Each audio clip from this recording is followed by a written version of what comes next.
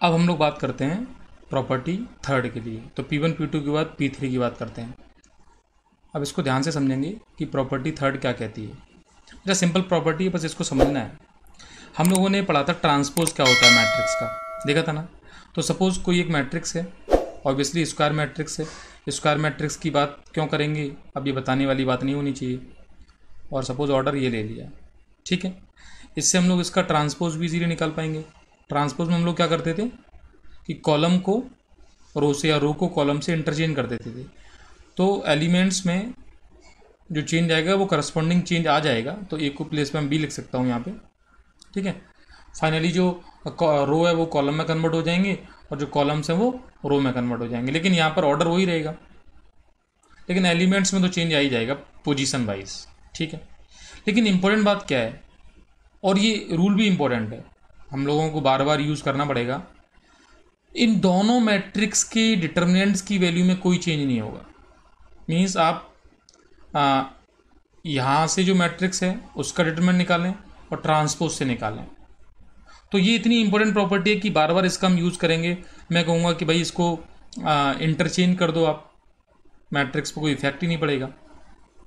और अच्छा, यही बात इस बात को भी कंफर्म करती है, मैंने आपको बताया था कि एक्सपेंशन रूल में we can expand along any row और कॉलम।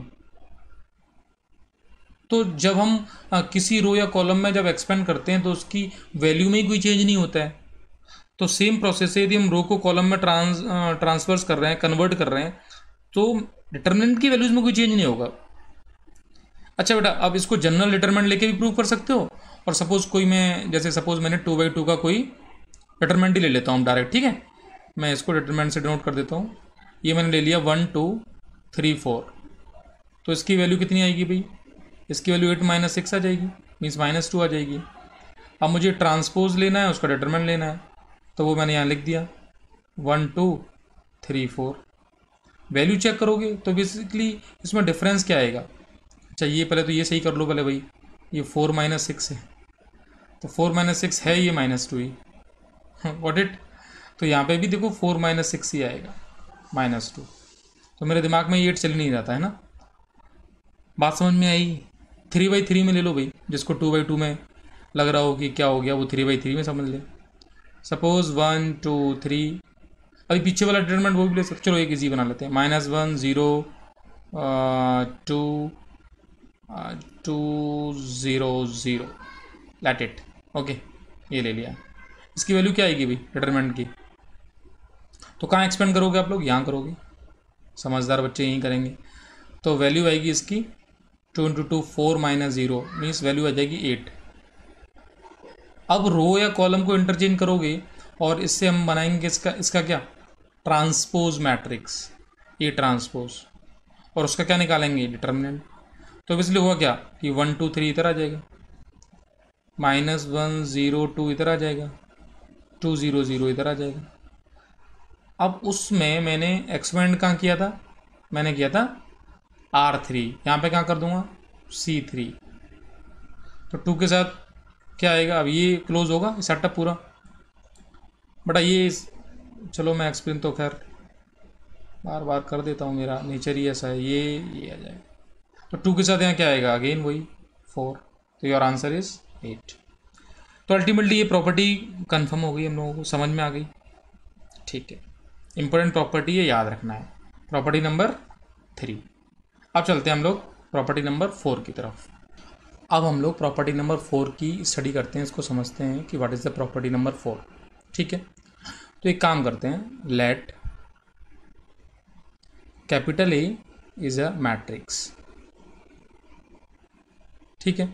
ऑब्वियसली स्क्वायर मैट्रिक्स है, ऑर्डर n/n ले लिया, गॉट इट। अच्छा, इसका जो ऑर्डर है वो ग्रेटर देन इक्वल टू 2 है। ये दो बातें अंडरस्टैंड हो गई। इक्वल टू 2 भी होता है, हो सकता है। एंड लेट एक मैट्रिक्स और ले लेते हैं हम लोग B, और एक कंडीशन लगाते हैं, B is a matrix obtained from A। ये कहाँ से ऑब्टेन होगी, फ्रॉम A। अब कैसे होगी, बाई इंटरचेंजिंग एनी 2 रोज और कॉलम्स ऑफ A। इस बात को याद रखना, बाय इंटरचेंजिंग अब ये इंटरचेंजिंग जो टर्म्स है ना वो भी समझना है। By interchanging any two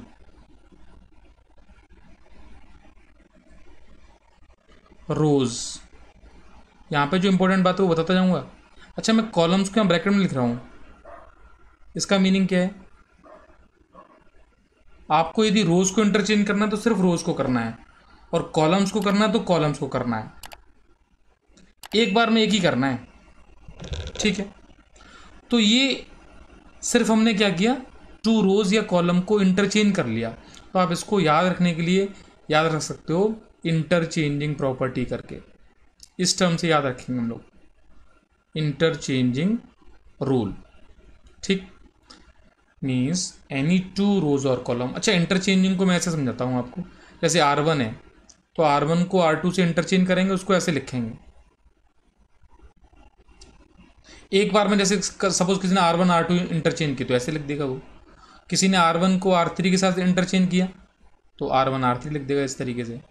means R1 वहाँ से R3 के प्लेस पे जाएगा और R3 R1 के प्लेस पे आएगा। और कॉलम में भी काम करना है तो कॉलम में भी हमें C के टर्म में काम करना पड़ेगा। तो मीनिंग क्या होगा, सपोज इंटरचेंज कर लिया तो होगा क्या उससे भाई, then the determinant of B is equals to minus times determinant of A। ये इंपॉर्टेंट बात है इस प्रॉपर्टी को समझने के लिए, ठीक है। इस रूल को नोट करें, समझें, या फिर आप ऐसे भी कह सकते हो, इफ एनी टू रोज और ब्रैकेट में वही columns of a determinant are interchanged then the value of the determinant changes by minus sign only. मेरी बात समझ में आ रही है? तो इस बात को नोट कर सकते हैं। जैसे सपोज एक एग्जांपल लेते हैं हम लोग और इस बात को प्रूव करेंगे यहाँ पर, ठीक है। देखिए, एक काम करते हैं हम लोग डायरेक्ट, चलो मैट्रिक्स ले लेते हैं, 1 2 3 -1 0 2 2 0। अब फिर मैंने देखो 0 ले लिया, अब ले लिया तो ले लिया भाई। इससे मैंने निकाले इसके डिटरमिनेंट की वैल्यू, तो 1 2 3 डायरेक्ट डिटरमिनेंट ही लिख लिया करेंगे, -1 0 2।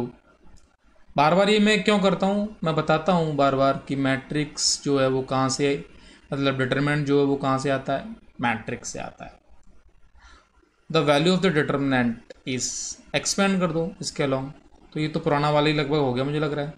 तो आंसर इसका आ जाएगा 4 - 0, योर आंसर इज 8। अच्छा, अपना मीनिंग तो ऐसा था ही नहीं, अपना मीनिंग क्या था, अब इसकी बेसिक प्रॉपर्टी है कि हम तो इंटरचेंज रूल को सॉल्व करेंगे। हाउ टू इंटरचेंज, सपोज मेरे पास एक डिटर्मिनेंट टीम बना लेता हूँ, डायरेक्ट मैट्रिक्स से बनेगा, वो समझ लेना आप। जो फर्स्ट रो थी R1 को इंटरचेंज कर दिया किससे, R2 से, तो R2 को ऊपर लिख देते हैं -1 0 2, ठीक है। ये आ गया ये 1 2 3 इधर आ गया, गॉट इट। ये एज इट इज़ है, इसमें कोई चेंज नहीं किया, ठीक है। Any problem? ठीक, नो प्रॉब्लम। ये स्ट्रेट लाइन है, मान लेते हैं ऐसा। तो डिटर्मिनेंट B की वैल्यू क्या आएगी भाई, इसको चेक करते हैं। तो 2 टाइम्स, अब ध्यान से समझना बेटा, यहाँ पे 2 टाइम्स, देखिए ये आएगा 0 × 3 -4, your answer will be minus of previous, means it is clear that determinant of B is minus times of determinant of A, ठीक है। अच्छा, कोई बच्चा कहता है कि सर एक काम करो, एक बार और इंटरचेंज कर दो आप, और ऐसा हम लोग सीखेंगे। एक मैट्रिक्स या डिटर्मिनेंट C बना लो सर, और उसमें एक इंटरचेंज और लगा लो। मान लो B आया तो B R1 R2 से आया। अब एक काम करते हैं सर, इसको देखते हैं, इसमें जो R2 है उस R2 को अब सर R3 से इंटरचेंज कर देते हैं, देखते हैं क्या होता है। चलिए भाई ठीक है, तो -1 0 2, यहाँ पे आएगा 2 0 0, और यहाँ आएगा ये कितना है, -1 है, 2 0 0, ये तो एरो था मेरा, ठीक है। तो मैंने क्या किया, 1 2 3 आ जाएगा यहाँ पे, 1 2 3, गॉट इट। अब कोशिश करेंगे ये लाइन स्ट्रेट ही हो, ठीक है। डिटरमिनेंट ऑफ C की वैल्यू क्या आएगी, तो आपके अकॉर्डिंग क्या आनी चाहिए, minus times of determinant of B। और बेसिकली डिटर्मिनेंट ऑफ बी क्या है, -1 ये लगा है, और ये क्या है, minus times of determinant of A. Finally ये दोनों माइनस कैंसिल आउट होंगे तो क्या आएगा, डिटर्मिनेंट ऑफ ए। तो इसको चेक करना है, बस हम लोग चेक कर लेते हैं ऐसा आ रहा है कि नहीं आ रहा है। तो कहीं एक्सपेंड कर दिया, फर्स्ट रो में कर दिया, -1 के साथ क्या आएगा, 0। -0 के साथ कुछ लिखने की ज़रूरत ही नहीं है। यहाँ पे आया +2 और इसके साथ क्या आएगा वो देखते हैं। तो यहाँ आएगा ये 2 × 2 4 -0, योर आंसर इज़ 8। तो आप जाके देखें और ज़्यादा जाने की जरूरत नहीं है, ये लिखा हुआ है the value of determinant A is 8। तो आई थिंक प्रॉपर्टी 4 क्लियर हो गई होगी आपको। तो वेरीफाई मैं इसी तरीके से एग्जाम्पल लेके ही करूँगा, बस आप समझते रहें, ठीक है, ओके।